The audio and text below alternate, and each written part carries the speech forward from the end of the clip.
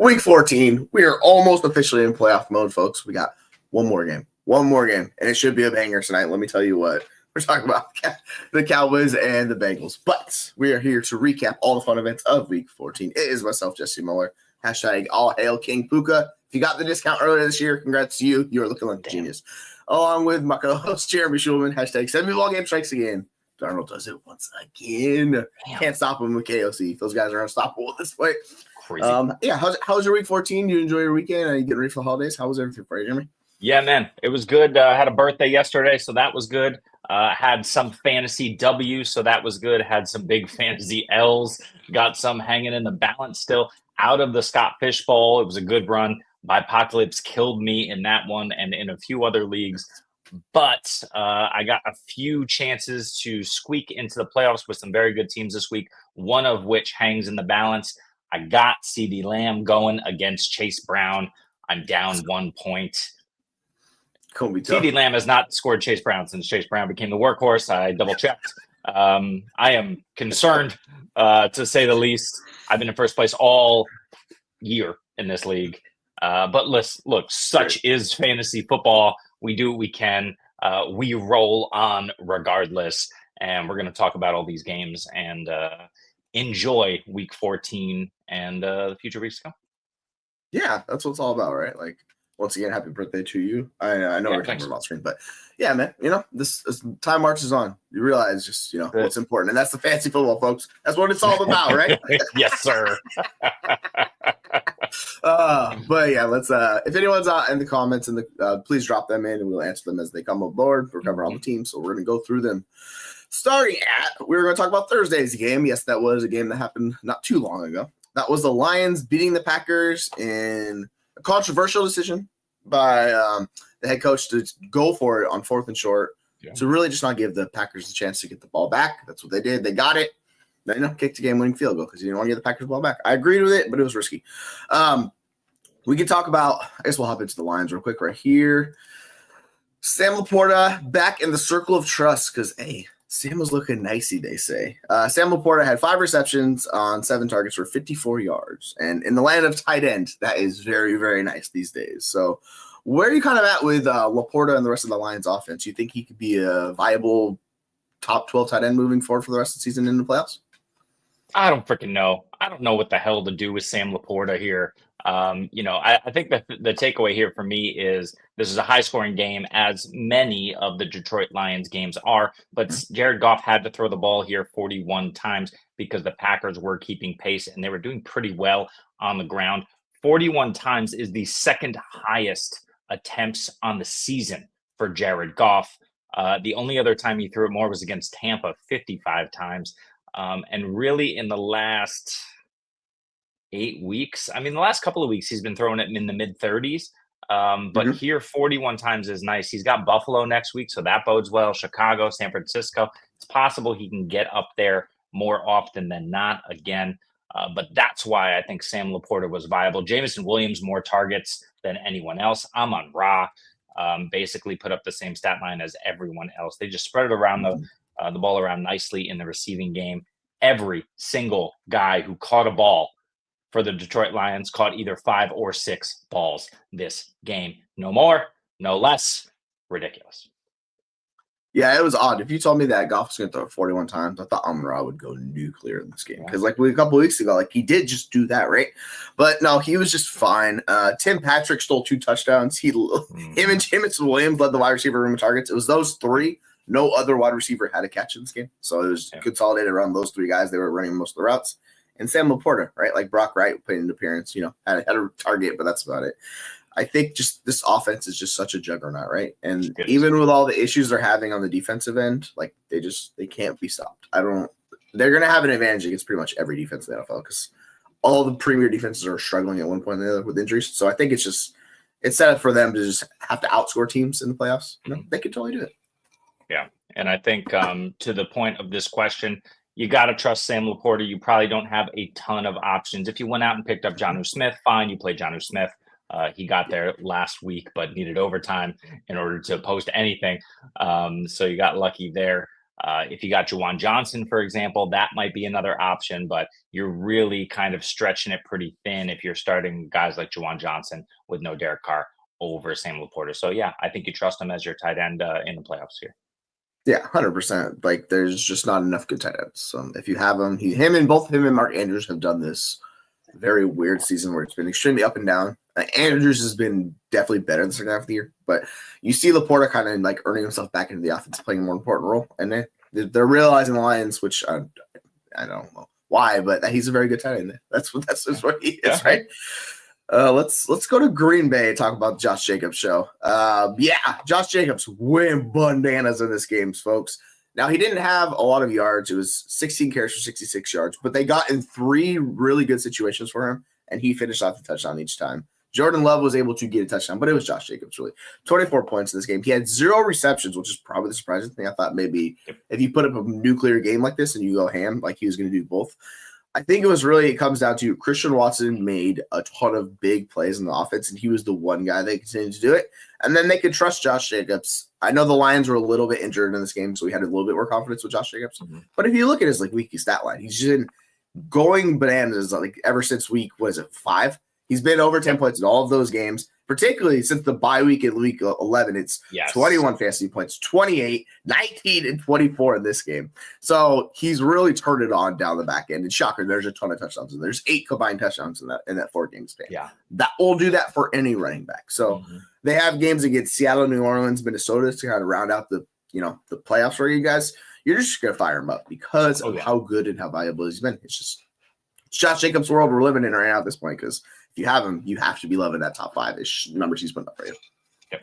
And to your point there, since the bye, RB, this is half PPR, RB 5, 2, 5, and 4 on the week. So he's absolutely crushing. He's probably been the most consistent outside of Saquon over that span. Just absolutely dominating for you.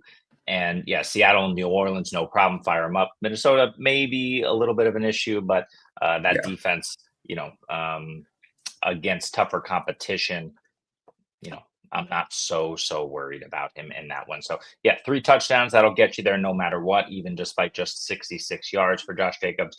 But this team looked awesome. They don't need Romeo Doubs. They proved that. Doubs will come back. All right. So that they don't need Jaden Reed. Apparently, they proved that as well. No, put up a goose egg.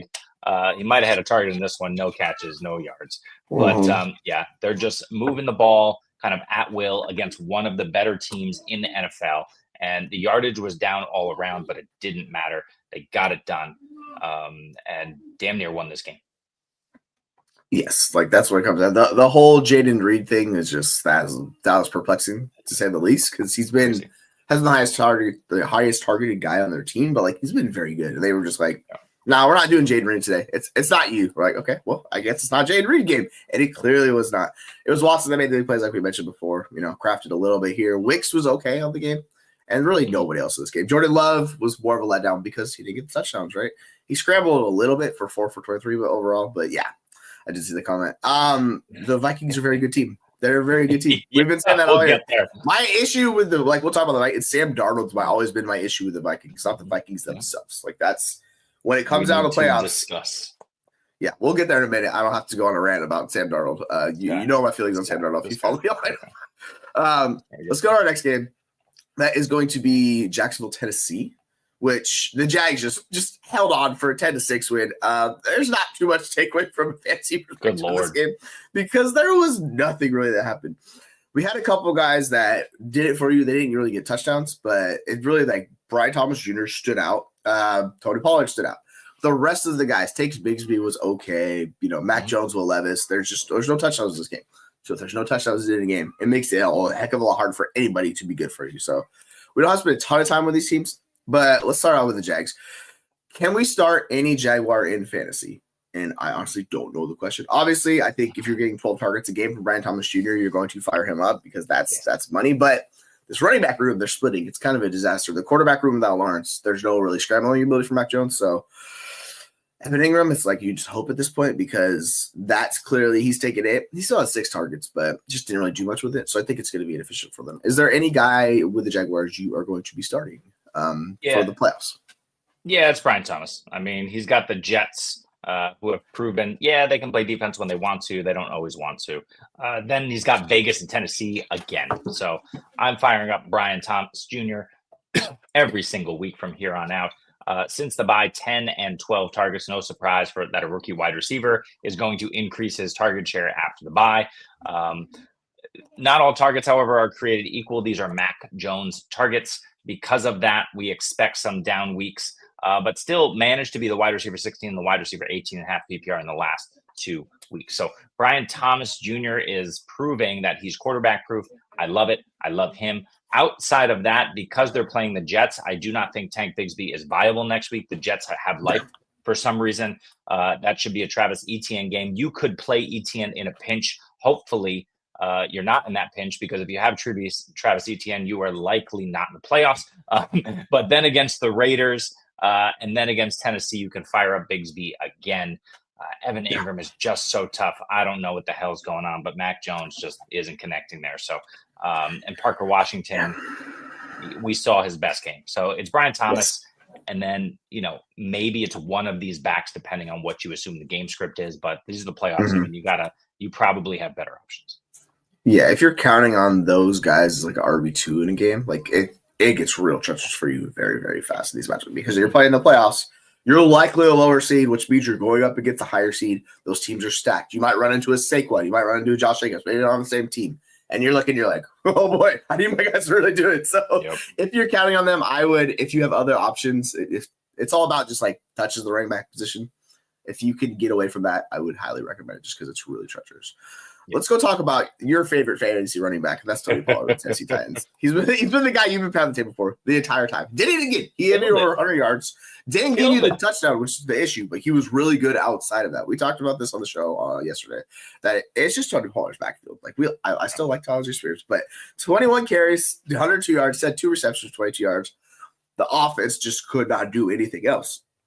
Now, Ridley had 12 targets, so like similar to Brian Thomas Jr., it's kind of the same thing. We talked about that as well. You're going to keep firing these guys up because the targets are so high for them, but the rest of the offense, man, it's really those two guys. I don't think you want to do the Will Levis. This was the Will Levis chance against the Jacksonville Jaguars.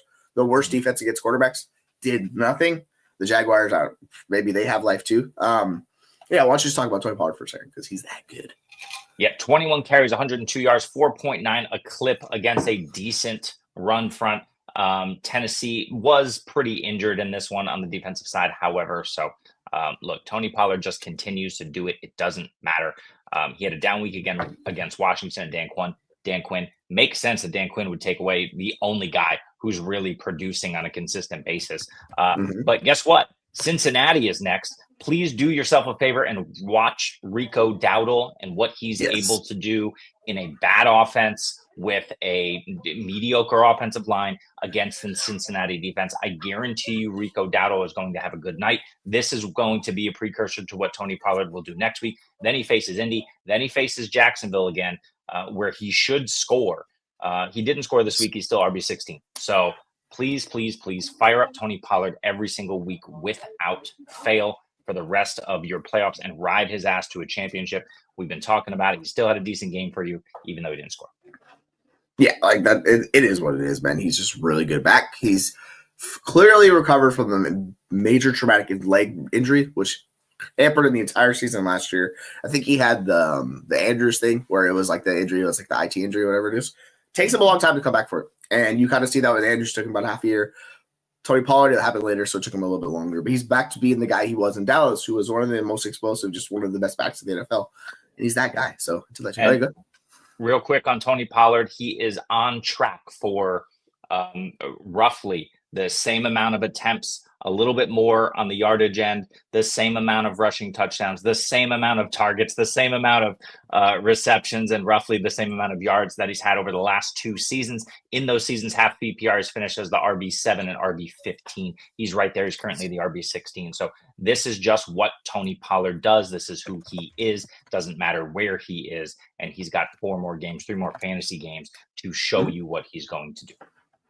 Yeah, you hope they can improve the team around him next year, because he's in a multi-year contract. You hope they do that so that way next year the team's better and he can elevate it even higher to being like a legitimate RB1 the entire season, because for sure the offense is so bad it kind of brings him down a little bit. And the way like this reminds me like Saquon years ago. He was just such a target magnet, which was the difference, right? And that kind of kept him afloat on the really bad team. So if they improve the team around him, they build, because I'm not sure what they're going to do this offseason. It could be an even better year next year moving for Tony Pollard, because you know they got the potential for it. Let's move on to the Jets and the Miami Dolphins. And this game was entertaining. Like, these defenses were not ready to play. Let's just hit the Jets because they have the most interesting kind of fantasy takeaway for the playoffs. That running back room, it was basically split down the middle. I kind of have it here. Braelon Allen had 11 carries, 5 targets, 81 yards from scrimmage, and snapped 55% of the time. Isaiah Davis, who, he's a good prospect. I didn't like him as much as Braelon Allen. Obviously, turns out he's pretty good. 10 carries, 6 targets, 67 yards, 52% of snaps. So this tells you it is a very muddied backfield. Now, they both had a little bit of usage in the receiving game, and that kind of was like, that works for both of them. You could split it with them, but it's rough. The rest of the guys did good. Like, we talk about some of these players for these teams. They did good for you. Like, Aaron Rodgers put up 339 yards. Both the wide receivers got there. Devontae Adams and Garrett Wilson both over 100 yards in this game. Devontae Adams had touchdown, separated it. And, that is what it is. So for these running backs, what's your kind of takeaway from it? And are you willing to bet on Isaiah Davis or Braelon Allen going into the fantasy playoffs? Yeah, I think you could probably do both, like you said. Allen is more so the hammer. Davis is more so the guy who's going to bounce it outside if he can. Both looked really good in this game. Davis was more explosive, but I think they just continue to 50-50 it here.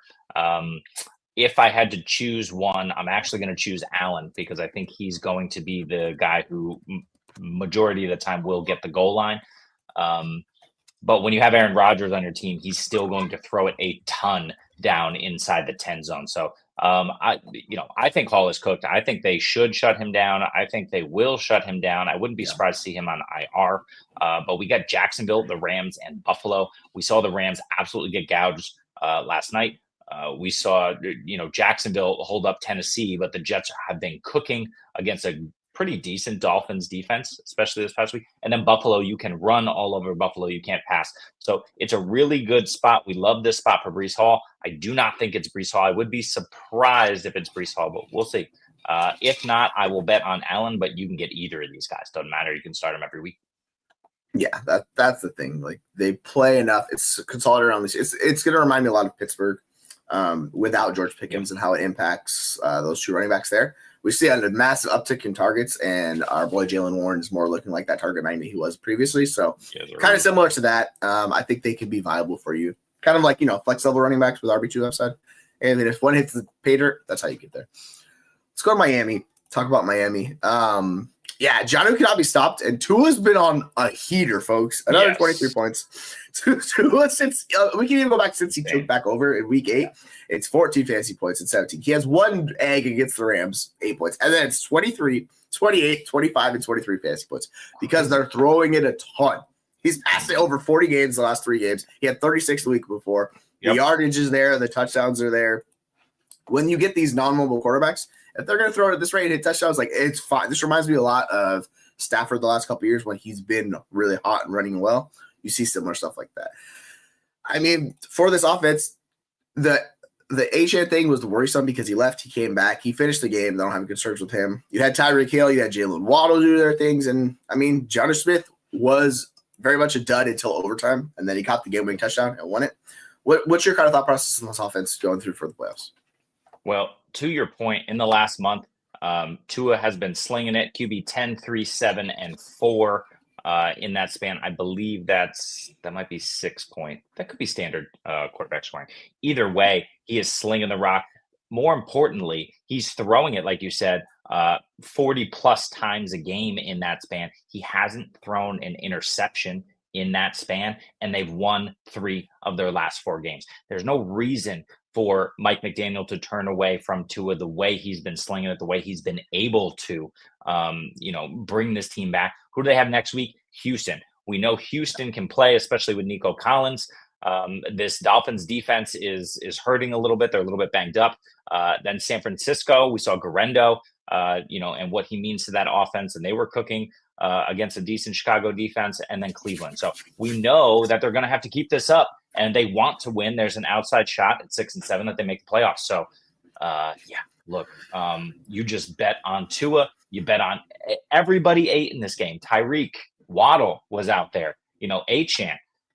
So Jonnu got there in overtime. So look, you just fire everybody up, but especially Tua.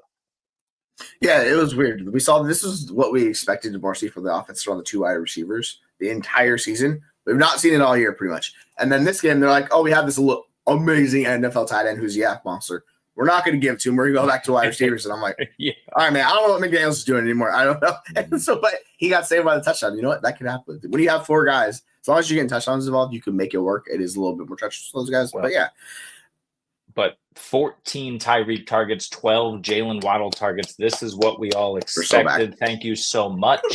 Thank you so much, Mike McDaniel. And Achane 6 for 45 through the air, a touchdown on the ground, monster. You fire them all up. You go ahead. Yeah, absolutely. I'm going to actually pull up this comment because this is going to segue into our Vikings Falcons game. Defy. It's not a weekly thing with Darnold. This is the problem with Darnold. It's so up and down. You get his good is really good. His bad is really bad. And the nice thing about this KLC offense, which I've spent too much time talking about it, is it just raises the floor. Allen, Lamar. Yes. Who else got? Burrow. Yes. I will say, like Baker? You have guys like, yes, Baker's been playing better than Darnold. Is he playing better than Darnold? I think he is. It's close. Yeah. Let's say Baker. Yeah. And then you kind of get into these other guys that are playing well, but it's like, how far do you want to go with it, right, is the question. You could definitely make the case. Like, I think Purdy has played better than Darnold this year, even though their team's worse and everything's not working for them. Like, what they're asking Purdy to do. Like, you saw in this game, Purdy went nuclear. I think he's been better. He did. Stafford's been up and down. I don't think he's really played better. He's had times where he's been better. It actually reminds me of Darnold a lot, like those two guys. Like, Stafford and Darnold is very, which is a weird thing to say. But, yeah, I think right now he's struggling. That situation is like if you take Darnold out of this situation and you plop him on, say, Carolina, right? Like, it's going to be ugly, and that's my concern. But in the situation he's in, like, he's going to keep cooking, man. Like, it's awesome. Yeah. So let's talk about this game. We'll go and cover them first. What in the Sam Hill is happening in Minnesota? Yeah, I follow. We were not sure. I always thought like he would put up good numbers in this offense because everything is so insulated around him. You have the playmakers, you have the running backs, you have the wide receivers, you have the tight ends. You have one of the best play callers in the NFL, and it's working out for him. Like, they're doing pretty good things offensively, and you're seeing this. So, but a monster game from him, basically 35 fantasy points because those touchdowns were cooking, baby. 5 touchdowns, count them. That's how you do it. Aaron Jones had a solid game. Jordan Addison, Justin Jefferson, they went nuclear just because you can't cover Justin Jefferson no matter what you want to do. TJ Hawkinson was okay. But, yeah, this Vikings are going to push for the 1 seed. I don't know if they're going to get it because, you have Detroit and you have the Lions, Philadelphia right there. But they're making a case for it, man. They're just a really good team. Yeah, it's crazy. I mean, the other guy we can say who's playing better than Sam Darnold right now, we'll talk about him later, is Bryce Young. But Sam Darnold has been doing it all season. And that's the crazy part. Really since all right, 2 bad games for Sam Darnold. 2 this entire season. 1 against the Jets early in week 5, QB 27, 14 of 31, no touchdowns and a pick. And then in week 10, inexplicably against Jacksonville, no touchdowns, 3 picks. Really a terrible game for him there. Otherwise, 1, 2, 3, 4, 5, 6, 7 of his 13 games, he's been a quarterback 1 on the week. He's been balling out, and he just proved to you what he's able to do. Does Sam Darnold have talent? Yes. Is Sam Darnold a fairly smart NFL player? Yes. Will Sam Darnold succeed on another team? To your point, I don't know. And I'm not willing to bet on that. If Sam Darnold stays in Minnesota, yes, I will bet on Sam Darnold all day. I am betting on Kevin O'Connell and not Sam Darnold. I am betting on the weapons over here and not Sam Darnold. If he moves somewhere else, I'm going to sell the crap out of Sam Darnold in Dynasty. You should sell Sam Darnold for Bryce Young, for whatever. What the Vikings should do, what they should do is stick with J.J. McCarthy on that rookie contract, get as much out of him, develop him, and then go win a title. If Sam Darnold makes a run, that is not necessarily Sam Darnold driven, and he stays in Minnesota. I don't know what the hell they're going to do, but I'll play Sam Darnold fantasy. Yeah, like for fantasy, look like the whole Kyler thing has been so up and down in that offense, just everything. Like that's the massive surprise. Like you could talk yourself into like Sam Burrow having a golf type season, like in this situation. The thing like Kyler just been a letdown, and like so seeing those two games close together is like always breaks my brain for fantasy because I'm like, oh yeah, I want these rushing quarterbacks. I'm like, wait a second, like it's not going so well for this rushing quarterback. So it gets into the Richardson of those guys too. Sometimes when they struggle hard, but yeah, it is what it is. Like you have two big those guys. We just talked about Tua. Forgot about Tua. Yeah, I'd say Tua is playing better than Darnold right now. And Bryce. So maybe 6. Maybe we got to 6 or 7 guys. Sam Darnold's balling out though. Yeah, he's played well, but the issues which we've seen, this goes back to college for Darnold, is just the massive blunders he makes. Like these are just back-breaking mistakes he makes, and he's done it the entire time. Now he's limited it a lot. You haven't seen it a lot in Minnesota. But there are times where like guys have dropped picks, and this happens with every quarterback. This happens with freaking Mahomes and Kansas City and stuff like that. So I don't want to get into it too much, but yeah. Good point, Jamie. Yeah, Nick's is like the prospect that kind of like Darnold, where there's a lot of stuff where it's like very up and down. People are like that. But let's talk about the Falcons and a quarterback who is massively struggling right now. Kirk Cousins, baby. I don't know what's going on with you, my friends. They're making the drumbeat for Penix is growing louder and louder. It would not surprise me to see him take over because this team's still playoff contention. Now they did lose the one seed in their division because they lost Tampa 1, but yeah, it's looking really, really bad. Cousins is making these just killer mistakes, which we talk about with Darnold and those guys. Like this is what Cousins is doing right now.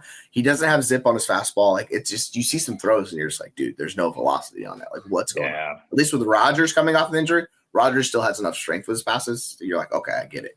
But like Bijan got there. Bijan did it again. Algier, if anybody was starting Algier, which I'm assuming some people randomly were because it was bye league apocalypse. He got a touchdown. He got in. Darnell Mooney, the Moon Man, does it again. You know what I'm saying? 6 for 142. God, Darnell Mooney's been awesome this year. Drake London did enough to get there for fantasy because 5 for 70. That's okay, but it's not the game we were expecting. We were expecting more because Minnesota pass defense gives up a ton of fantasy points. And Kyle Pitts, 1 for 6. So back out on Kyle Pitts. Like I don't know how you could trust Kyle Pitts anymore. It's just been a disaster for him offensively. The problem is the Vikings are so good against the run. They force teams to pass because teams cannot run against them. And you see this time and time again, just because it's really difficult. And then they get pressures really well. They cause turnovers and force like the EPA perspective. Like it's really good defense. It's schemed up very well. The Vikings are one of the better teams in the NFL. Now, this gets in the Darnold thing, but yeah. For the Falcons, do you think Penix ends up starting, or do you think it's just they're going to run Kirko out the entire rest of the season? I don't know. I mean, this team doesn't have a chance. They're 6-7. I mean, technically they have a chance, but no, I don't think they can. Vegas, Giants, Washington, Carolina. If you want to win those games, I think you throw Penix out there. Here's why, Jesse. Can you tell me the last time, week-wise, what number week, the last time Kirk Cousins threw a touchdown? Dude, it's got to be Tampa Bay. So he's been on another level against Tampa Bay. Yeah. Every other team, he's been abysmal. I don't get it. So that Tampa game, do you know what week it was? Or can you guess roughly around? It was like 3 or 4 weeks ago or something like that, right? Yeah. So it was 7 weeks ago, Jesse. 7 weeks ago, that Tampa game. He threw 4 touchdowns. That was week 8. We're in week 4. We almost finished week 14. In week 9, he played Dallas and threw 3 touchdowns. He has not thrown a touchdown since week 9. That's week 10 in New Orleans, week 11 in Denver, week 12 bye, week 13 against the Chargers, and this week against Minnesota. 0 touchdowns in 5 weeks with a bye for Kirk Cousins. It's been miserable. Yes. I can't even speak because of how ridiculous this is. Yeah, it has to be Michael Penix. See what you have so you can get the hell out from under Kirk Cousins now. Yeah, like this is the thing. You see it. I know he's tied to that fat contract, and maybe they could get someone to take on the contract, like because you're not just going to cut him. Like it's going to cost him too much money. Like it's bad with Cousins. And if you want to win you got a chance to win that division. You're literally just 1 game behind Tampa Bay. It's not like you just have to play Penix, see what you have because it can't get worse than what Kirk Cousins is going to be. Now I say that like it definitely can get worse. You've seen some rookies have some real struggles.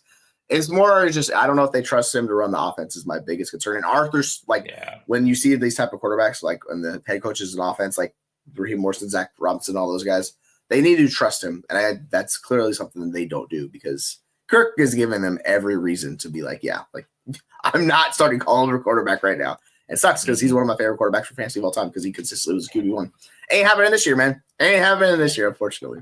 Yeah. So, yeah, the guys can still get there. Like, we see Bijan still doing his thing. There's enough targets where the wide receivers are still doing it. So, the guys you were counting on, I wouldn't have too much worry about. It's just maybe the floor is a little bit lower for Bijan, which sucks because we were expecting our Yuck. Yeah. Basically, all I have to say. Yuck. Yeah, let's go to New Orleans and Derek Carr. There's another injury for the Saints. It's just bad, man. Hurts his left hand. Like I think he was planting on it, fractured it. It's just a nightmare. I don't know what they're gonna do in New Orleans. It's rough. And this gets into the Alvin Kamara issue because this is gonna kill Alvin Kamara too. Mm-hmm. Where you saw he only had 10 fantasy, like he had 10 in half PPR, he had 10 fantasy. In PPR, he had like 15. He was fine, but like it really just hurts him and caps him. So. If you have Alvin Kamara, and Alvin Kamara is one of the better running backs in the NFL, I think he's RB5 on the season. If there's no Derek Carr and they can't move the ball, it's going to be really difficult. It's just going to be a floor play, and that sucks. Kendrick Miller got involved. Then maybe we want to talk about Kendrick Miller. Had 10 carries, had a touchdown. Like, he's doing his thing. I saw people hang him up on the streets of Twitter, and I was like, oh, there he is. MVS, without Derek Carr, I'm not going to be interested. No.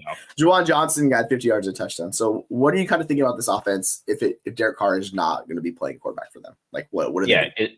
Is it Hayner? Probably. It's probably not Rattler. We know it can't be Taysom, but Derek Carr Taysomed himself into the air and landed on that hand. Yes. It's broken. So we'll see if he's able to get back out there, but there's no reason for Derek Carr to get back out there. He's making a ton of money. Just sit out the rest of the games. Washington, Green Bay, Vegas, and Tampa. We'd love to play Saints against Vegas, especially. You can't. I think Derek Carr sits. I think they probably put him on IR just because the season is over if they do the right thing. But you know what? They might give the ball a ton of times, like you said, to Kendrick Miller. Alvin Kamara, I believe, is 29 years old, if I'm not mistaken.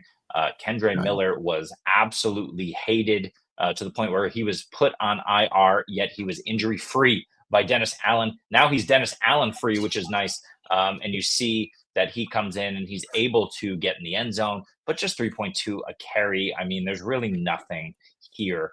Better than Alvin Kamara this game, but there's really nothing here for anyone for fantasy, especially with Carr out. I am done with the Saints.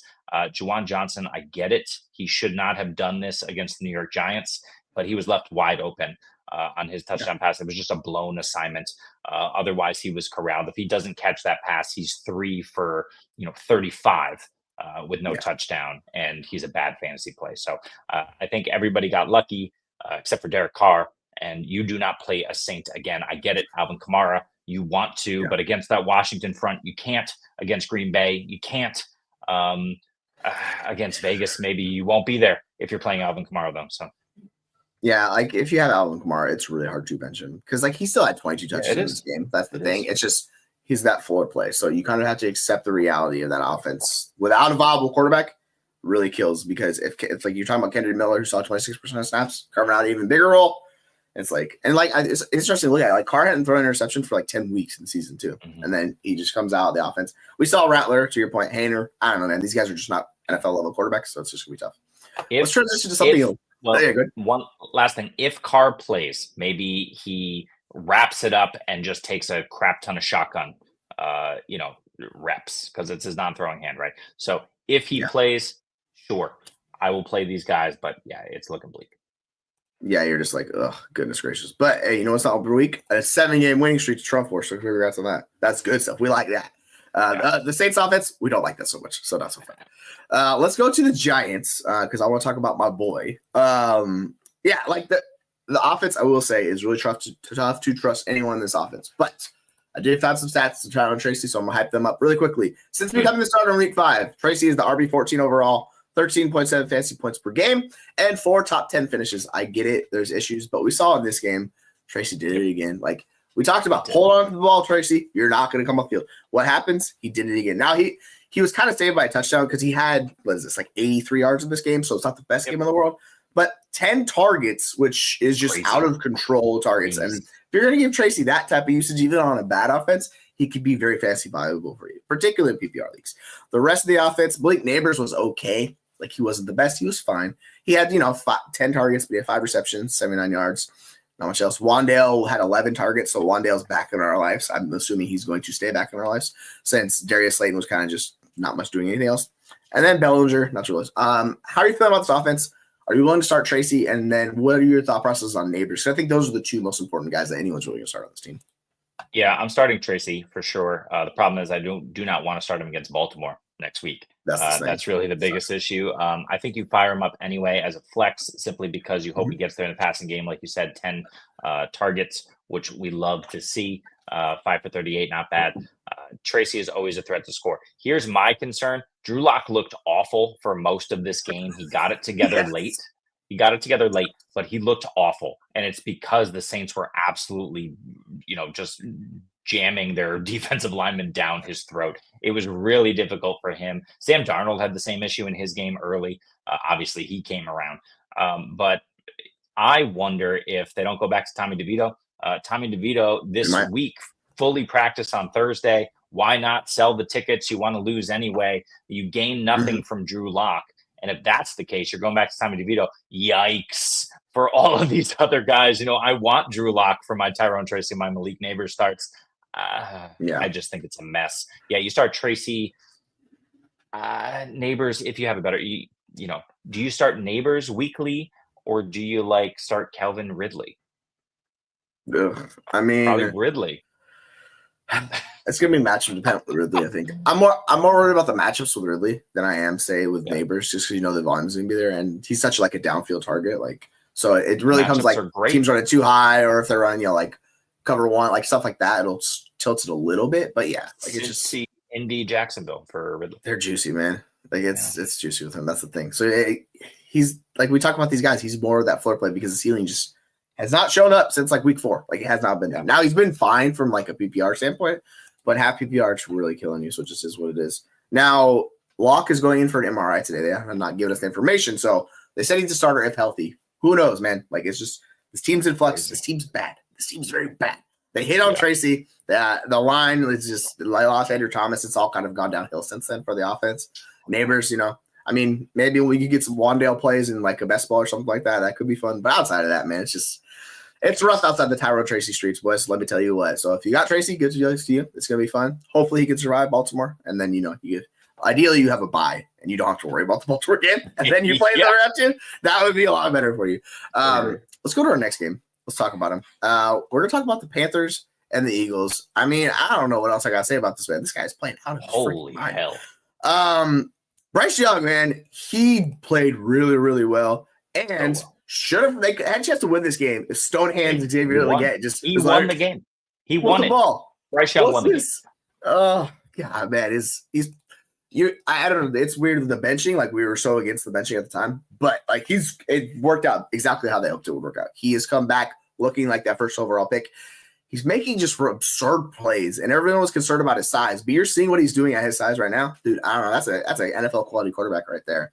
It just looks good, man. He just looks really good. So where are you at with Bryce Young? How are you? I guess from a fantasy perspective, because that's the harder part with Bryce Young. Are you going to start him at all, or are you just going to enjoy it from afar? I did not want to start him in this game, and you could have started him in this game. Yeah. I know he only had 1 touchdown. But he was 29 yards on the ground. I mean, he didn't collapse for you like I expected him to. He plays Dallas next week. He plays Arizona after that. He plays Tampa. Dallas and Tampa specifically, you can fire up Bryce Young. I really do expect him to be in that QB 8, 9, 10 range with upside. I mean, he's running around. He's making great decisions. The play calling has been on point. We're going to miss Jonathan Brooks. Holy hell, that's such a blow for this team, for that young man. But from a football perspective, Chuba gets it done. Adam Thielen is a monster. I faded the crap out of him. Should not have done that.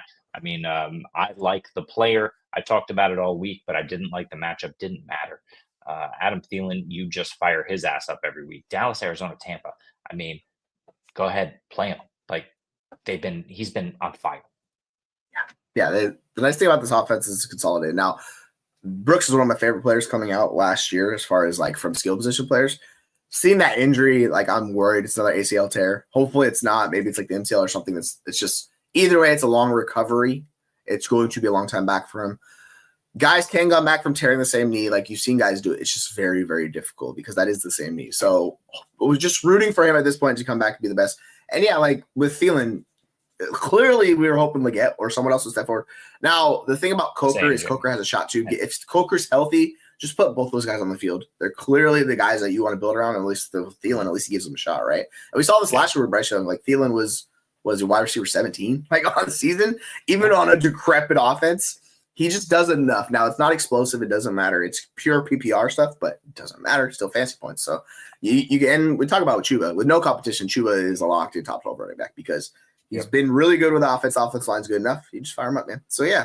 Hey, sometimes, we get it wrong. That's okay. I know, Jeremy, you were very much on the Steelers bandwagon, too. Yeah. I was just thinking, like, the volume's going to be there. Like, you could play him. I wasn't expecting this, though. But, it works out sometimes. I just want to throw this up from Scott, because it's insightful. We said Kirk Cousins earlier, 0 TDs in 4 games. He's also thrown at least 1 interception in 4 straight games. The other names on that list, Trace McSorley, Curtis Painter, and Ken Dorsey, who I think was a Jet. Good Lord. Sounds about right. It's rough, man. Well, there's a few Cowboys points in here. We'll get to the Cowboy stuff once we wrap up the rest of these games. Let's go to the Philadelphia. I think there was actually a question here from where was it? Talking about Hurts. Mike, no, because their running is so good and they rush so well, and Hurts gets those goal line touchdowns, which he continues to get. Like this is the thesis with Hurts. Now the Eagles are the run heaviest team in the NFL. If you look at pass rate over expectation, they're bottom of the NFL because they don't have to pass to beat you. What this does is this hurts AJ Brown, this hurts Devonta Smith, this hurts Dallas Goedert. It hurts those guys more. It's Saquon Barkley, it's Jalen Hurts. Everyone else is secondary. So you're going to have these games where A.J. Brown doesn't see a target for half the game, but you're like, what the hell is going on here? It's A.J. Brown.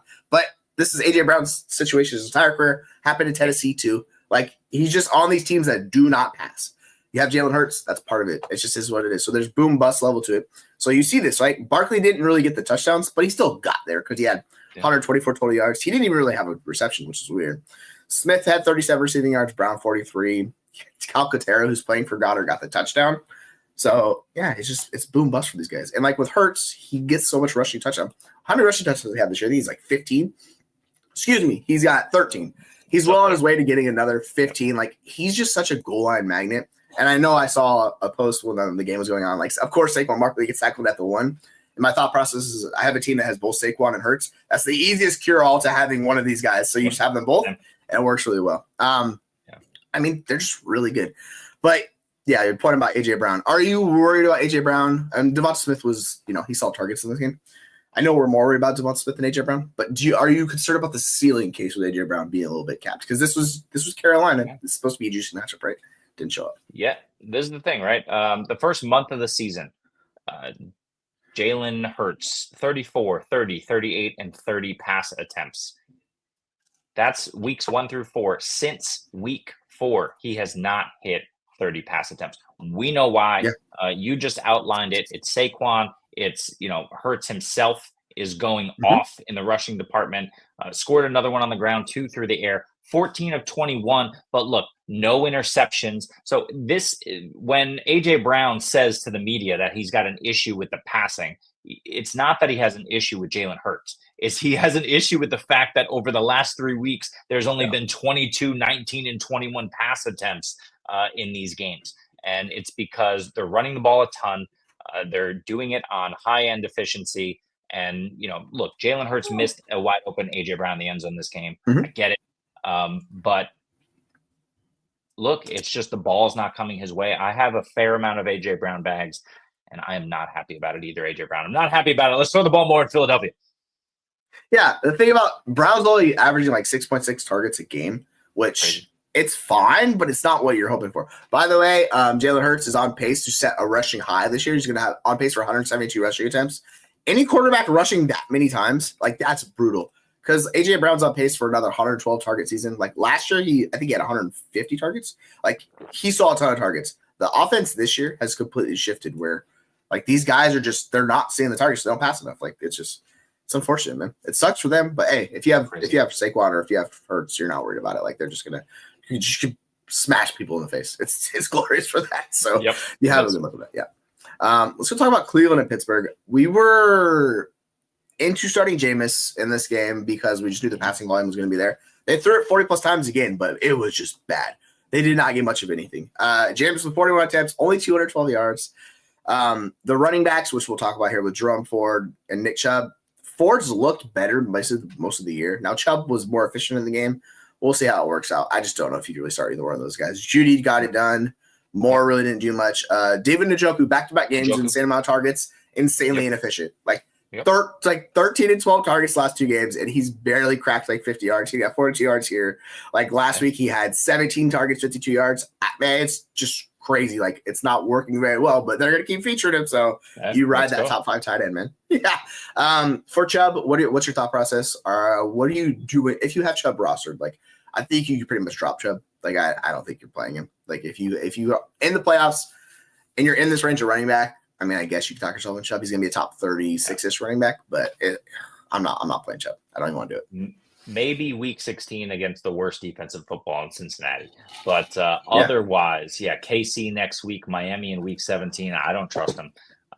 Like you said, he's splitting with Ford pretty much down the middle. The one time that Jameis did target him, he threw it instead into a defensive lineman's hands, and the guy took it back 15 yards the other way on an interception. So, Jameis is going to Jameis. That's fine. He's going to win you crazy games, and like he's proven last 2 weeks, he's going to lose you crazy games as well.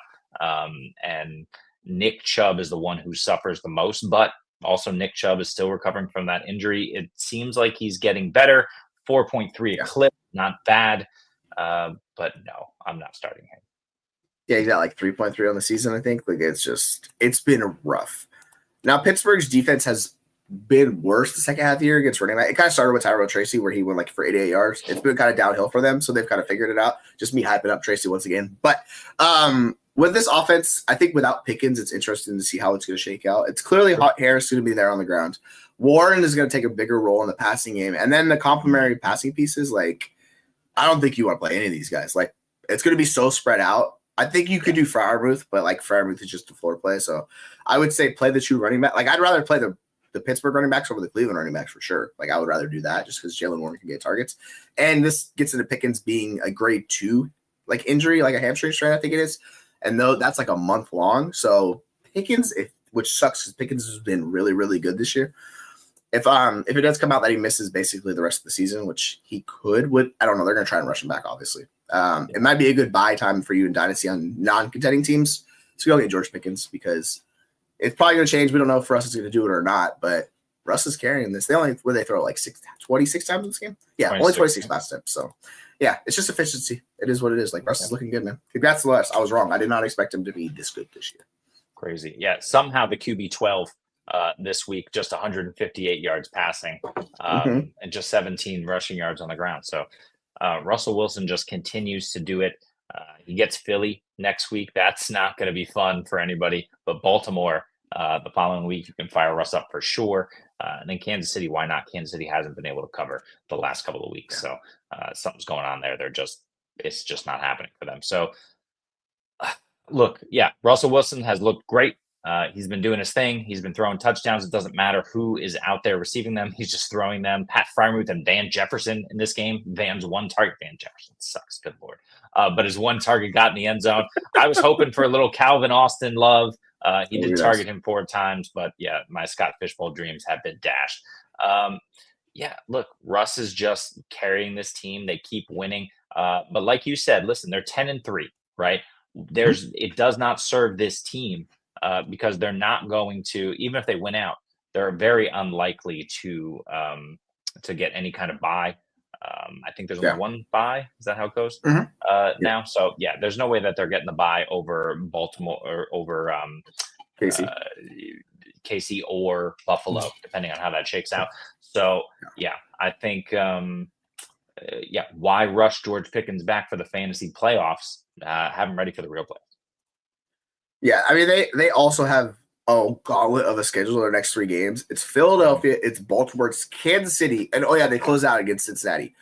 So they desperately need him back because there's no guarantee they even win the division. Like Baltimore's on their heels, and they're going to play them in Week 16. That probably decides the division, right? So that's right there for them. I don't expect them to beat Philadelphia. Like Philadelphia matches up really well for them. It's just better. Like it's just a better version of what Pittsburgh is doing, right? Their defenses, both these teams are really good defense. So I'm excited to see that game. But you're asking Russ to go above and beyond. So we'll see how it goes for him, man. It should be exciting. Could be a fun team down the stretch. Hopefully Pickett comes back and you don't have to worry about this because that would be nice. And like Scott says, like the games are close together. So I think it's more or less likely they win that division. But really, they got to beat Baltimore. That's the key. That's what it's going to come down to. They can do it. And then, like Scott says, they'll probably be the C3. If they are, then they got a good shot. I'm excited to watch them in the playoffs. That's more fun ball than we see from Pittsburgh in like the last 5 years. Let's go to Vegas and Tampa Bay. And we were talking about Sincere McCormick, folks. Hope you picked him up. 61% of snaps in this game. Looking really, really nice. I think he did well for you. 15 carries, 78 yards. He got a couple targets. Clearly the guy they like in that backfield because Abdullah had 1 carry, couple receptions. That's it. Dylan Lobby had some snaps, but nothing else. Jacoby Myers, just 10 targets. No big deal. Just wasn't once again. And Michael Mayer played Brock Bowers' role in this game. I don't know what that's the more thing. It's like, what is going on? This was against Tampa. Like you can get it against Tampa. Just seems like a weird outlier, but I will say for McCormick, if you have him, I will start him over the Nick Chubbs of the world. Those guys, like it's going to be a volume play for him. Yep. And if you get a guy, now we'll say the one exception is White and Madison are both out. That's the one trickery thing with this, but like correct. He just looks better than those guys. So you have a young guy on like a deal, might as well just play him. So I'm not too worried about them, honestly. I'll just play him. Where you at with him? Look, it's the smallest of samples, of course. It's 2.5 games, really. Uh-huh. It's really 2 games because week 12 and 13 were basically 1 game. But against Denver, week 12, only 5 carries, 6.6 yards per carry. Against Kansas City, 12 carries, 5.3 yards a carry. In this game, 15 carries, 5.2 yards a carry. This offensive line can block, right? They're not so bad, especially in the run game. We've seen it all season. They made Alexander Madison a thing for a couple of weeks. They made Zamir White a thing for a week or 2. They're making Sincere McCormick a thing. Whoever is the starting guy, that's who you play in this offense. And it doesn't matter. Atlanta, Jacksonville, New Orleans, like you're firing up McCormick. If those guys are out. If Madison is out, it seems like Madison's healthier than Zamir. I don't know if that's true. It just based on when they're ruling these guys out, it seems like that's the case. If Madison comes back, they should still play McCormick. I would like for them to feature McCormick, but I will play Alexander Madison. If all of these guys come back, I'm not going to know who the hell will play. So I just need to figure it out. But to your point, I hope they hold out everyone and just let Sincere do his thing. And maybe he, comes on and is, just killing it. And Scott, we do our best. We get them right sometimes. Congratulations. Yes, that's what it's all about. If, you get it right, we all win. So I will say White and Madison coming back this year, like their yards per carry are atrocious. Madison's at 3.3 yards per carry of the season. White is at 2.8. Like these guys are just like we talked about this at the beginning of the year. When people were investing in these guys, I was like, this is a trap. Don't do it. Because like White had an insanely high ADP. I was like, do not do it. It's a difficulty because the offense sucks. Now, they're just not explosive backs. That's the one thing Sincere McCormick does is he gives them a little bit more than what these guys can do on the ground. So I think the coaches see it. I'm going to bet on it. Could I be wrong? Yeah, I could absolutely be wrong because running back is all about volume and opportunity. So hopefully he gets that moving forward. It's a juicy match, like you said. Tampa, Bucky might be shelved. We don't know what's going on with Bucky. Like Jeremy was telling me off screen, some back tightness stiffing up. That's never what you want to hear. Anybody who has a bad back knows how much of a problem that is. Now, he might be getting some injections down the stretch, but this team is likely going to win their division. I don't know, man. They're just not that good is the problem. Like they're just kind of right there with with the Falcons and those guys. So Rachaad White will be that league winner once again. He'll come back from Rachaad White's going to have the full 360 experience this year. He's going to be the bell cow guy. Then he gets started chipping out. He's a passing downs guy. Then a goal line. Then he's a guy you can't play. Now he's back to being league winner status. That's a full 360 Rachaad White. We'll see. Hopefully Bucky's not hurt. Like we're kind of talking a little bit before we know what's going on with it. So hopefully he comes back. It's smart for them just to treat Bucky with rest because he's by far better than Rachaad White. Like, I don't think anybody's going to argue that, right? I will say if news comes out about Bucky, like, you're going to want to pick up Sean Tucker. He's going to play a role in this offense. Like, it could be good. But, like, White could be the volume guy. Baker Mayfield does it once again. Jalen McMillan just stole Mike Evans' touchdowns. That's what I saw in this game. Jalen McMillan comes back out of nowhere. But, post-bye rookie bump, Jalen McMillan might be a thing. This is why I was hyping him up the entire season. I was like, looks like he could be good. And then Chris Godwin goes down, and I'm like, wheels up. And then he's just nowhere to be found because of injury. Yeah. So he got me 19 fantasy points in this game. Otten, not so great. He did just 70 yards, but it was only 4 targets. 70 yards. So. Overall, it was against Vegas. Tampa's offense is good. Like, what Baker's doing, those guys doing. I think they have – who do they have coming up? They have the Chargers in Dallas, Carolina. Chargers in Dallas, Carolina. And the season. Carolina. So the note on Bucky is remind me who the head coach is. Is it Bowles? Mm-hmm. That was the head coach over there. Yeah. So the note is about an hour ago, Bowles came out and said that Bucky's back tightened up after the game. Obviously, he left the game and left you with very little fantasy points in your lineups. God damn it, Bucky, you killed me. But look, he's hurt, right? So I think he should sit out this next game against the Chargers, but you weren't really relying on a great game against the Chargers. Yeah. What you're looking for with Bucky Irving were these 2 games against Carolina and Vegas. Carolina, yes, or Giants as well. Yes, Vegas got hurt, but if he's back, if he rests, I hope he rests. Dallas and Carolina, he's going to feast.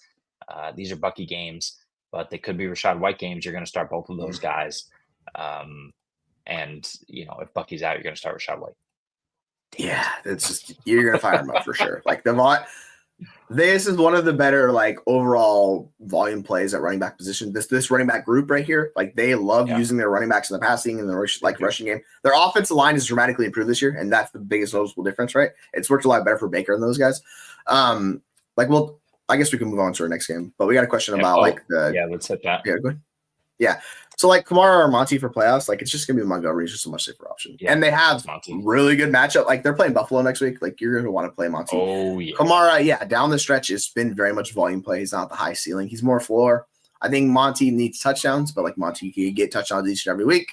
The teams, like, in their last season, both these guys, it's like 45 touchdowns. They might be more at this point. I haven't checked in like a week or two. It was like their last season-long 17-game stretch. These guys had combined for like 45 touchdowns. Yeah. You're going to see it again. RB 4, 10, 16, and 9 over the last month for David Montgomery. He's currently the half PPR 10, PPR RB 9 on the year, 12 touchdowns already.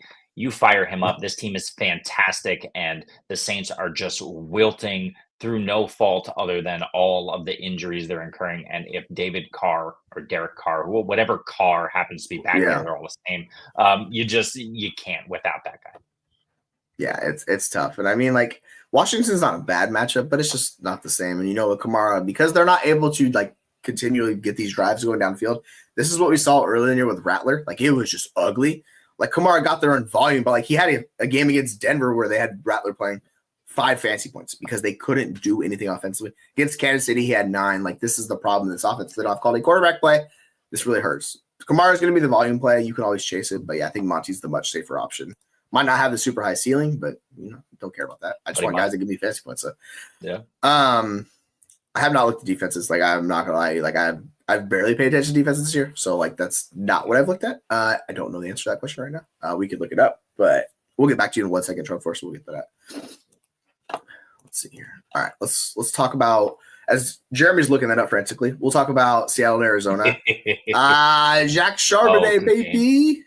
Oh my goodness. Yeah, this is why we said pick up Zach Charbonnet. If he was at all available, like, he was on most rosters, but some leagues he was still available. Same thing with Braelon Allen. It did not work out as well as Braelon Allen, but this is the thesis you expected. By the way, if they consolidated that room in the Jets, it would have been a hell of a game for one of those running backs. But Charbonnet goes nuclear, 130, the career high across the board, 134 yards, 2 touchdowns, 7 receptions, 59 yards, 34 fantasy points. Just goes bonkers. So if you had Charbonnet, you picked him up and you started him for an injured Ken Walker. And this is what my case that I was making is the running back fall off is so much greater from freaking like Walker to Charbonnet. It's like Walker's better. Charbonnet to whoever it is, like George Holani, that's like not even NFL quality running back. So that's a dramatic fall off. He's going to see all the touches, and that's pretty much what he did. I think McIntosh got a couple carries, like Holani had a reception, but like it's Charbonnet dominating the backfield. And he's going to continue to do that. Now they have games against Green Bay, Minnesota, Chicago. Those defenses can be had. Obviously, Minnesota's tough. That one's worrisome, but you play them against Green Bay.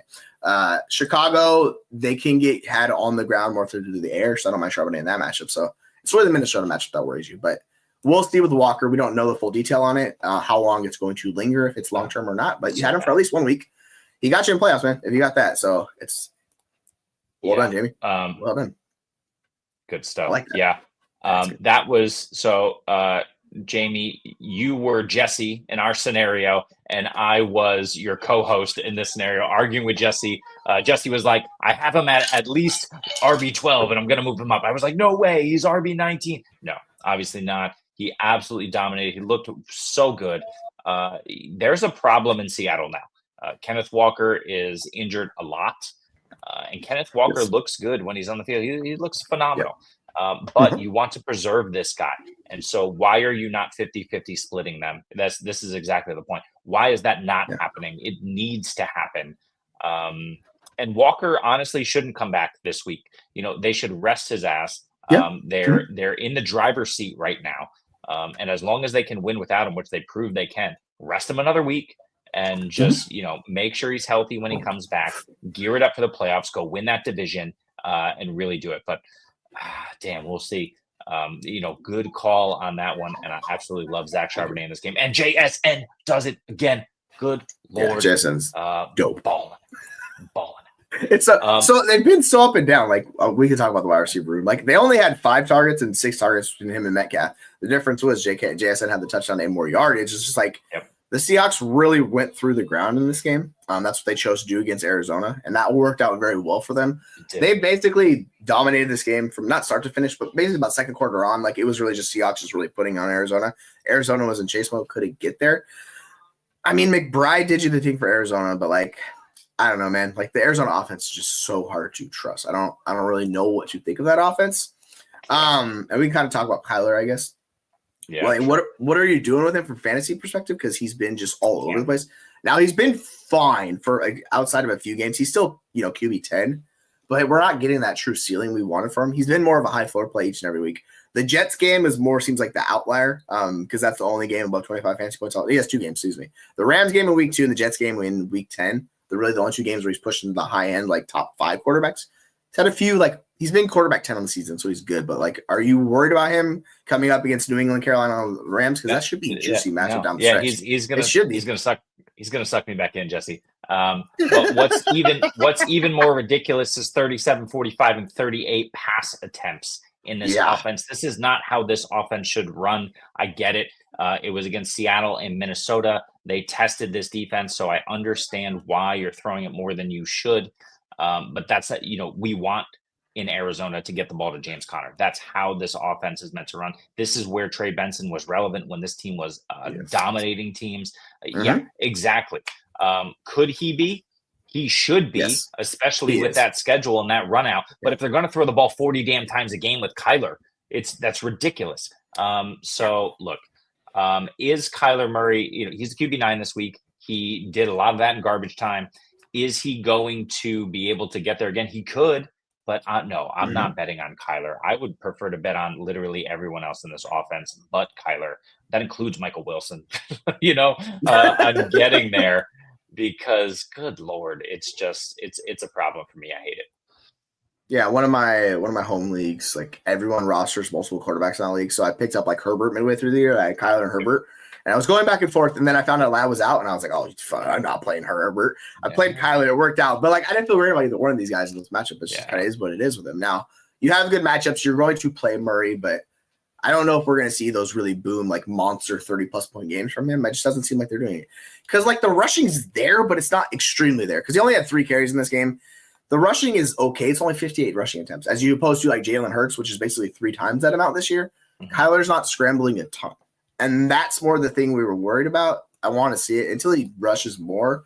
He just falls into this kind of back end QB1, which sucks for Kyler. It's fine for your team, but if you're going up against Lamar or you're going up against one of these juggernaut quarterbacks, right? Like Josh Allen putting up the 50 burger, like you don't have a chance against that. So that's the tough thing about it. It is what it is.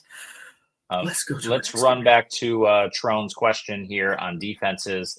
Yeah, I'm dropping the Broncos. They get Indy, the Chargers, and Cincy to close out. You certainly don't want them to, weeks 16 and 17 against the Chargers and Cincy. And Indy, they've been able to do it off a bye, 2 weeks to prepare. The Broncos did not look great this past week. I'm definitely dropping them. I'm dropping them for the Ravens. They get the Giants. I mean, the Commanders are a good shout because they get New Orleans, and if Derek Carr's out, that's a fantastic play. But then Philly after that, and then Atlanta, who knows who's the quarterback, but they have the weapons. The Commanders are just an average D led by a great mind in Dan Quinn. So we're not really sure what to expect there. I'm going Ravens over the Broncos here. Giants, Pittsburgh probably won't score a ton, especially with Pickens potentially out and in division. And then Houston, that's scary in week 17, but it's not super scary. And you can get a ton of sacks in that game. Stroud has been going down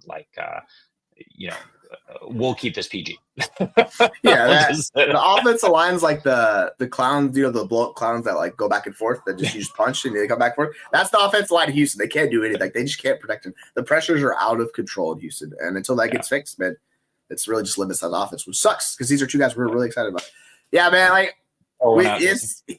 He was for basically 5-year stretch. He was so undervalued. He put up 1,000 yards. It was awesome. I was like, you just get Tyler Lockett like the 8th round, you'll be fine, right? Now it's kind of like it's Vandy's coming. So a lot of my group chats with local Seahawks fans, they want to like talk about trading Metcalf, and I'm like, fuck no, don't do that because you have Metcalf and nobody else, and this is the problem. So we'll see. I think Lockett has one more year on his deal. I'm not 100% sure. Like, he's either a free agent this year or he's a free agent next year. They'll probably just, let him run it back one more year, do the whole Ring of Honor type stuff, where they segue him and just send him out, on a good note. Because he's been one of the better Seahawks wide receivers of their entire career. Like, he'll go in the Ring of Honor type stuff for them because he's done so much for them through the years. Like 10 seasons, like, he's just been awesome. To that point, JSN, this is the last 5 games, 180-2, 110-0, 77-1, 74-0, and 82 yards, and another score this past week. He's been absolutely cooking. Even in the last couple of weeks when the targets have come down, he's been able to get there on efficiency. He looks great. Gino is looking for him. They're running design plays to him in this offense, especially in the red zone. Holy hell. Like, he was wide open on that play. Green Bay, Minnesota, Chicago, I don't care. JSN has been the truth. Yeah, you fire him up. You play both these guys. DK and JSN, you just play both. See how it works out. Like, they're both top 24. Similar to the Jets, we talked about this. It's similar. I think you just prefer JSN, similar to how you prefer Adams, but you like both of these guys. They could get it up for you. And JSN's on pace for 1,200 yards and 7 touchdowns this year. So, doing pretty good. I think it's worked out pretty well for him this year. All right, let's go to our next game. Oh, no. That's if you have Pickens, put him on the IR. If you're a contender in Dynasty, like, this will not kill you because Pickens has been good. He hasn't been like you should have guys that can replace him. But in redraft, if you have Pickens, it's a lot more difficult to find that production to replace. So if you don't have him on the bench, I would just go to these running back options that are going to see volume. Try your best to flex him. That's going to be your best way to go about doing it. But that probably hurts Pittsburgh more than almost anybody else. Like it's just they don't have anyone else to do what he does, right? Like with Najee goes down, you have Jalen. Like it sucks. It just sucks. I'll just say that. Let's go to Buffalo and the Rams, the Sunday Night Football game. My God, banana show. It was just, I don't even know what else to say. Josh Allen put up one of the greatest performances we've ever seen. He threw for like 350 yards. He had 6 total touchdowns in this game. He also rushed for a ton of yards too. Like, it wasn't just that. He had 82 yards on the ground, 342 yards in the air, 6 combined touchdowns, 50 plus points. I think we've seen 3 50-plus point performances this season. Allen's one, Chase is the other, and it's like Saquon or somebody else is right there alongside it. Like, it's just, if you had him, he won your week. If you went up against him, not your best. Now, you could have combated with the other guy on the other side of the field, Puka Does, who went just bonkers as well. He put up 40-plus in this game. Josh Allen's great, man. Like, people were talking like fading him this year, and I was like, can we not do that? Let's not do that. He hasn't been the high end like QB1. Like, I think he was top 6. This performance is going to push him back right in that range where he's QB2 now. I don't know if he's going to catch Lamar just because Lamar's been exceptionally good, but he's right there, man. If you have Allen right there, you're feeling great going to the playoffs. Let me just say that. I think Josh Allen is also the MVP of the league. He really should be. I know they lost this game. He beat the Chiefs. He absolutely carried this team. He crushed my James Cook bags, especially in Scott Fishbowl. I blame Josh Allen the most because James Cook, I needed 20 points for him. I need a couple 1-yard touchdowns, and Josh Allen took them all. It's just he's an absolute monster.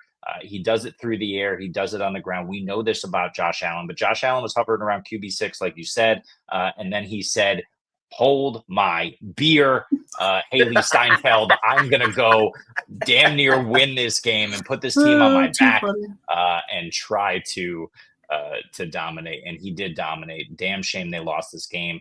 It wasn't his fault, though. Oh, man, monster.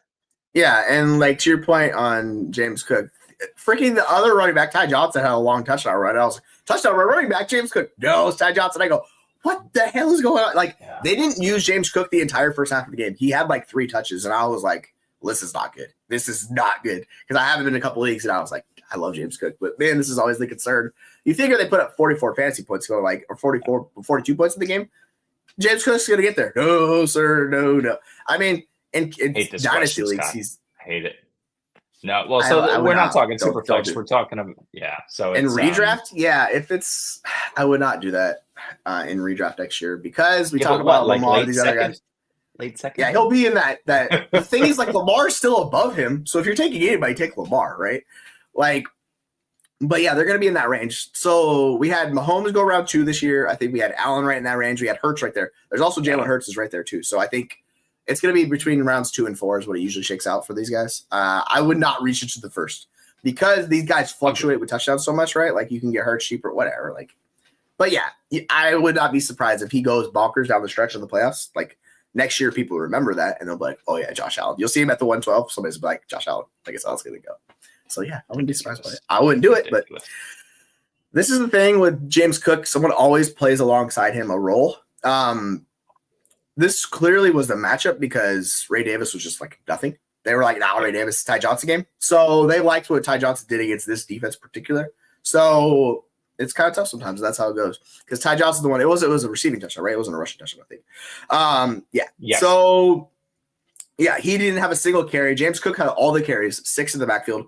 Ray Davis just healthy scratch. Like there was no information. I guess he played 22% of the snaps, but he had no touches in this game. It was very weird. I don't know why Ty Johnson was a thing, but this was Sean McDermott doing his thing. You were talking about Khalil Shakir. We can talk about Khalil Shakir. 5 receptions, 160-yard touchdown. Looking just really, really good. Cooper had 14 fucking targets and did nothing with them again. I don't know, man. Like 6 for 95. I mean, he was okay. I mean, that's being a little bit facetious for my part, but like he was good for you, but you expect a little bit more. Like, he was their 3rd scoring wide receiver, like behind Matt Collins because they got the touchdown. He didn't. On the flip side, you look at it and like Dawson Knox, I would have said you could probably start him. That did not go well. 1 reception for 5 yards. But this offense runs through Josh Allen, man. It's Josh Allen.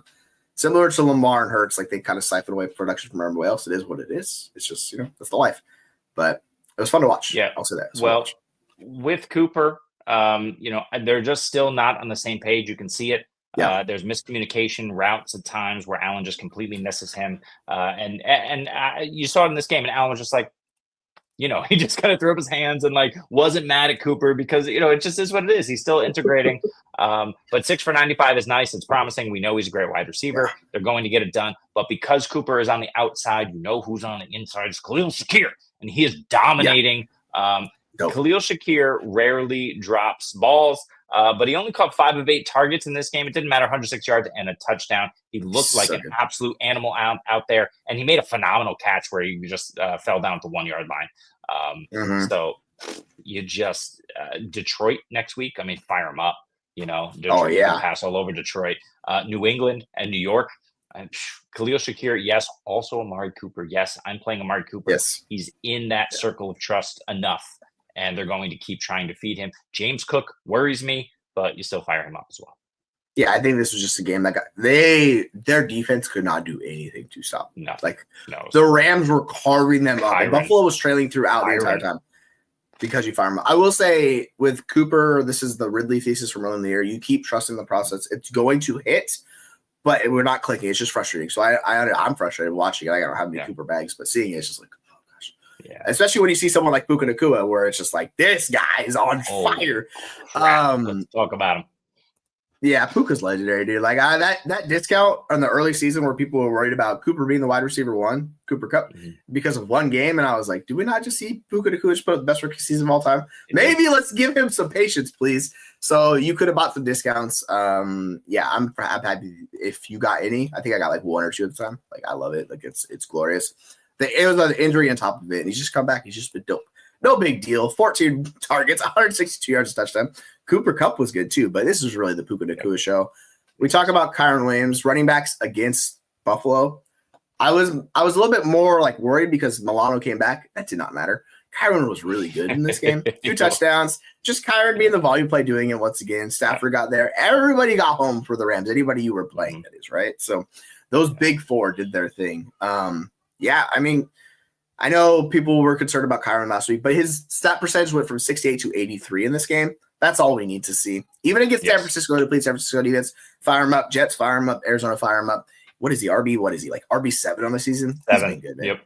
Did really good. That's the thing too with Kyren. Only 3 yards a carry on the dot in this one, but it doesn't matter when you're getting 29 carries. I mean, the volume is there. 87 yards, 2 touchdowns, and he was another 2 for 10 through the air. You love to see it from Kyren. That's exactly what you want. Like you said, San Francisco Jets, Arizona, I don't care. You fire him up. The touchdown regression is hitting. He had a month with no touchdowns, and now it's all coming back. So I expect him to score in almost every fantasy game going forward here.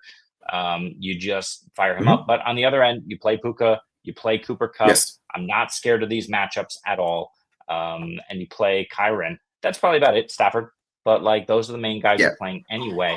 They looked great, and look, they're fighting for a playoff spot, and they should be able to make it in playing like this. Yes.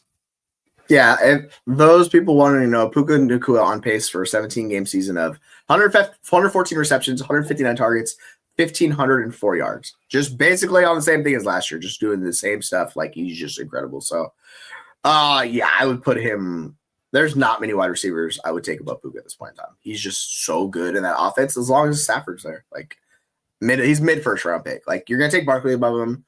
I would take him as, like, a top 3 wide receiver, maybe 4. Like, wide receiver 6, like, if I'm giving there, I just do it. Like, he's just that good, man. 19 points per game. He's awesome. So it is what it is. I'm furiously trying to look up his targets per game. This year? Bear with me 1 second.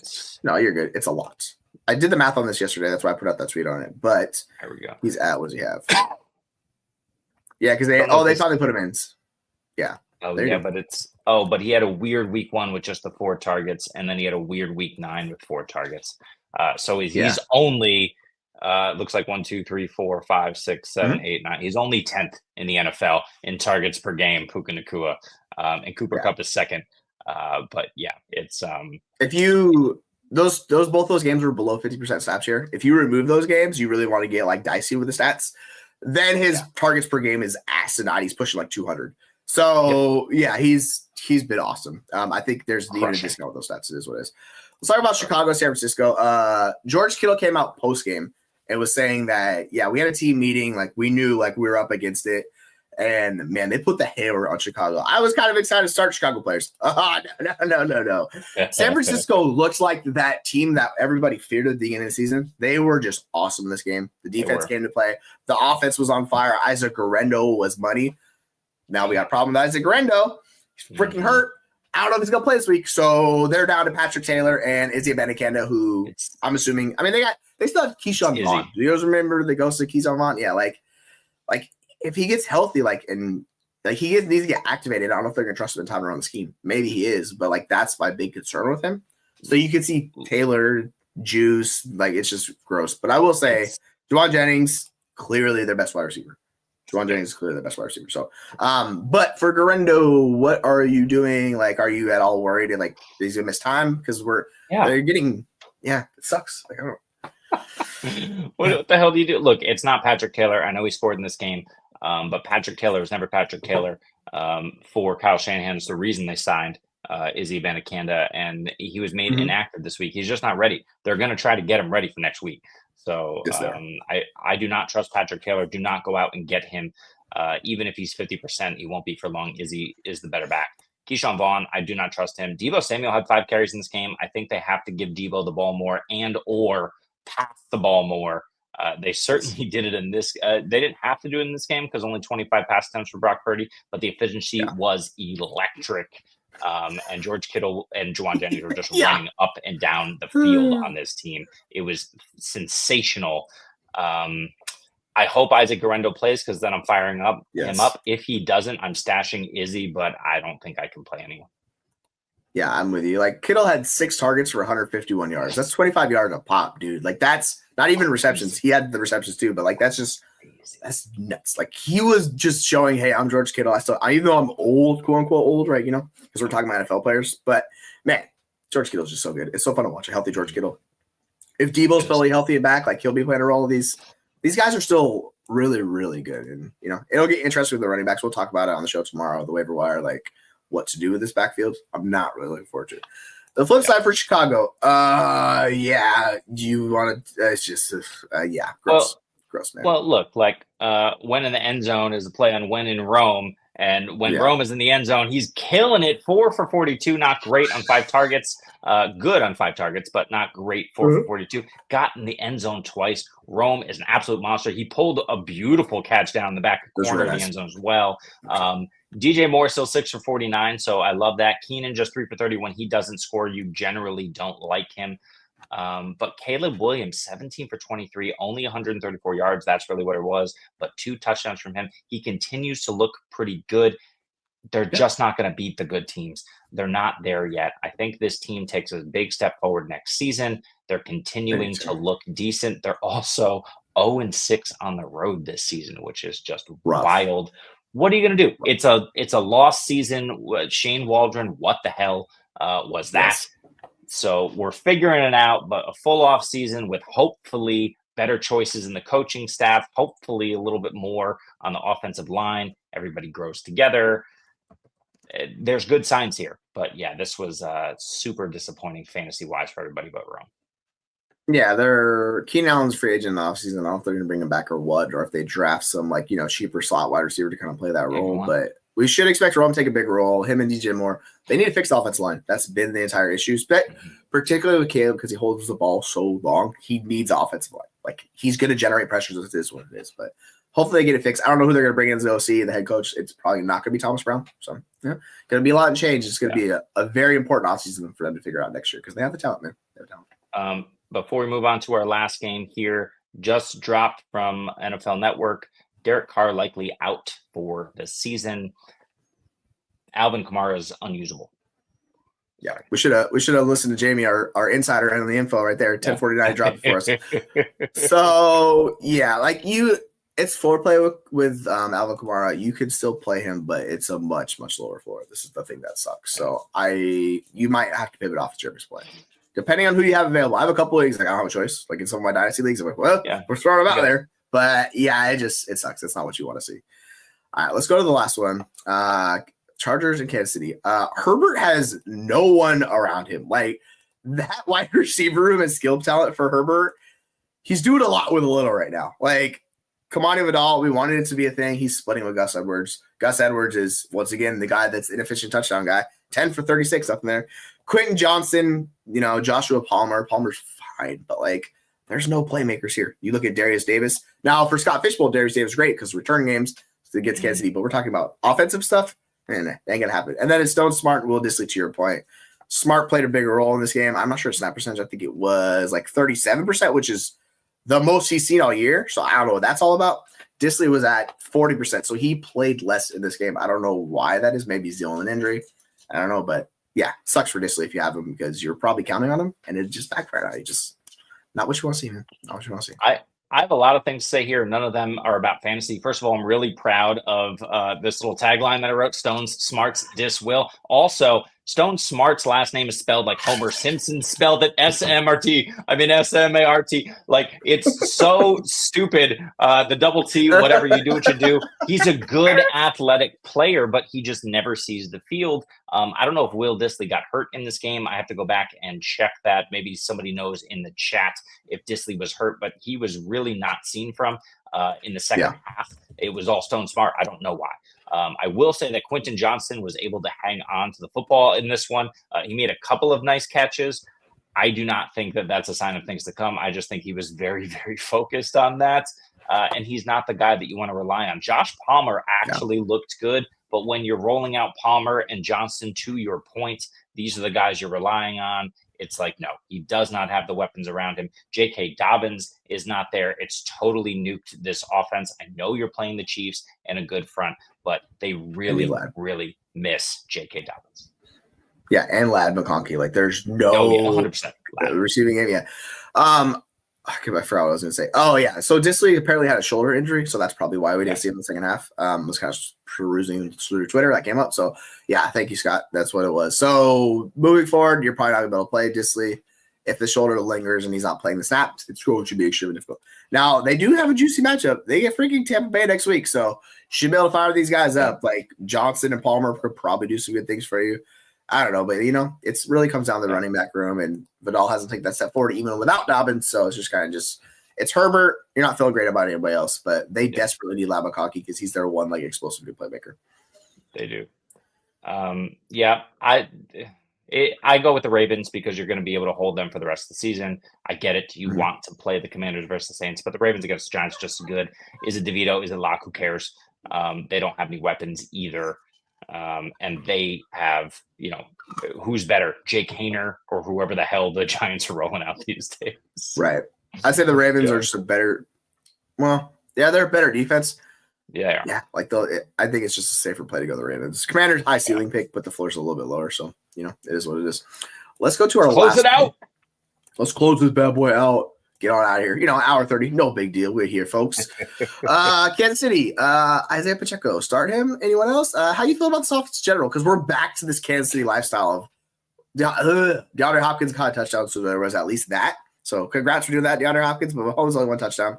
Pacheco saw the majority of the work, which is what I want to see positively. I think next week you can definitely start him. But, still not fully there yet because Kareem Hunt, P. Ryan, they're involved. It's just going to siphon off. We're still waiting on the Xavier Worthy breakout. I don't know when, if ever that happens. Juju Smith-Schuster was back. Hopkins led the team in targets with 9. I think Hopkins is fine. Kelsey just decided not to really show up in this game. He still had 6 targets for 45, but you were expecting a bigger game because Noah Gray saw 5 targets in this game for 26 yards. So what the F? What the F, Kansas City? It's been so frustrating. They're an incredible team, 12-1, but it's so frustrating. It's just fantasy production-wise, this offense is a killer for you. It's we need a healthy Pacheco back because if we get that, at least you have somebody you can trust. You're clearly going to start Kelsey, right? But, it's just – yeah. I tried to tell you, Jesse. I tried to tell you about Noah Gray. He's a problem, and it's because Patrick Mahomes started targeting him when everybody else left the field with injury. They brought in all these other guys. Now it's just this mixture.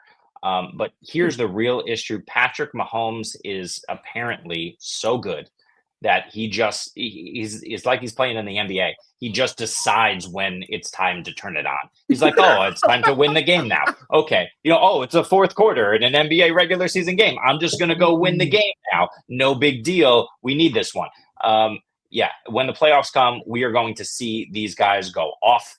I think it's probably Travis Kelce's last season. It certainly should be.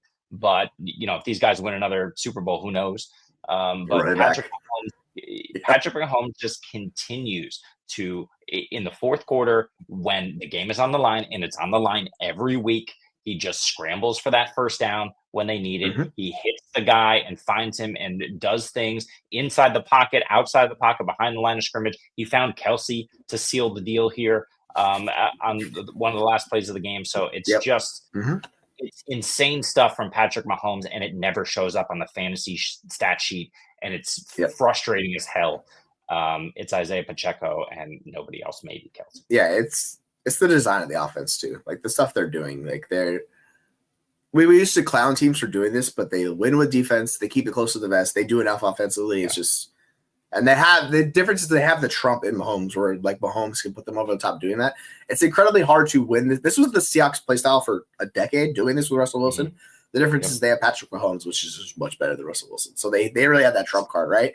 So, I mean, it's frustrating, but Kansas City knows what they have because they can't develop wide receivers to save their life. Like they just can't do it, right? So they bring in Hopkins. They just know explosive plays on this offense, so it takes them a long time to march on the field. Is what it is. Sucks for Mahomes in fantasy because we want to see those nuclear games. Yeah.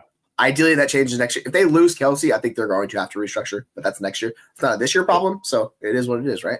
Like that was actually a good suggestion from Scott because 15 straight one-score games from the Chiefs. Like, that's not a bad bet at all. Yeah. It's going to be really close. I don't know how I feel about making that bet, but that's why it's a good bet. It's like, Jameis can do enough to get you there, but he could also single-handedly blow out the Browns himself by doing a bunch of turnovers, right? That's the Jameis Winston experience, right? So you never know with Jameis Winston.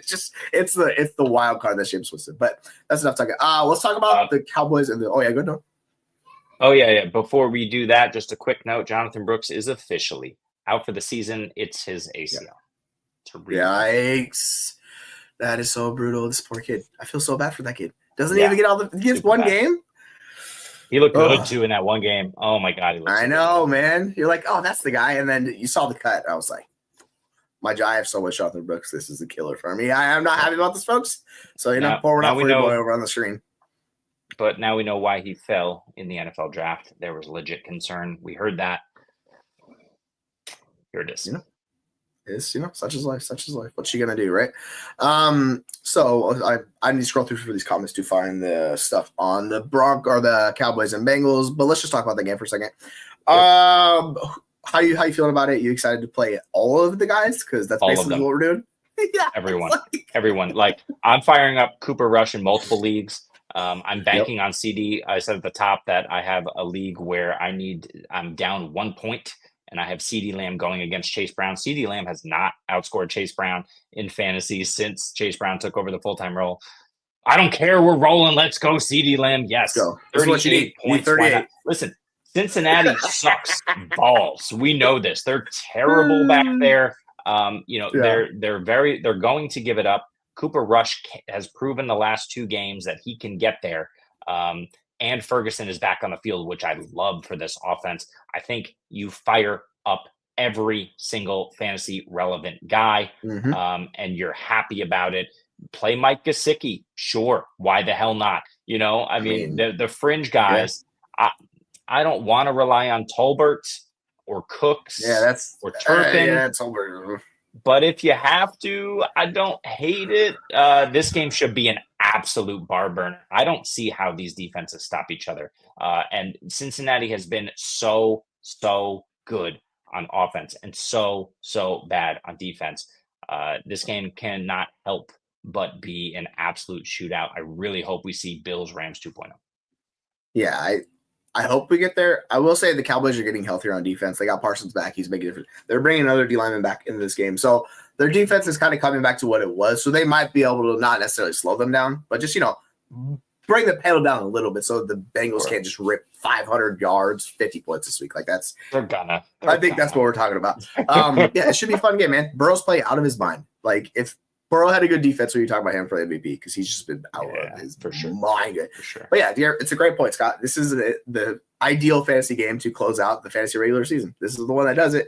Moves to the playoffs. Now watch it be like a 15-12. Don't you dare! Don't you dare, Jesse! I hate when that happens. Really don't want that to happen tonight. God damn. No. I'm excited for Chase Brown. I'm excited for Rico Dowdle. I'm excited for all the wide receivers. I will say if you're playing another wide receiver outside of Lamb, play Cooks. Seems like he's getting healthy. He's their number 2 guy. They trust him, right? Okay. But like you're really in the weeds if you're doing that. So, best of luck to y'all, folks. All right, we're over a minute. We're an hour 30 here. Yeah, so let's go. We're gonna cash out. We're gonna sell the farm. We're doing all that fun stuff. So for Jeremy and myself, SC and Aaron, if you have not already subscribed here with us this long, please do that. Like the show. We very much appreciate that. Makes all the world of difference to us. So thank you for sticking with us for 90 plus minutes of exciting, believe it or not, content. So we'll be going everywhere tomorrow. Then we do rankings, back to all the grind for the playoffs. So look forward to all that fun stuff. We might switch up on the playoffs. We haven't talked about it yet, but we're going to continue the schedule. So for all of us, that's it. I'm going to keep talking now. So we will see you later, folks.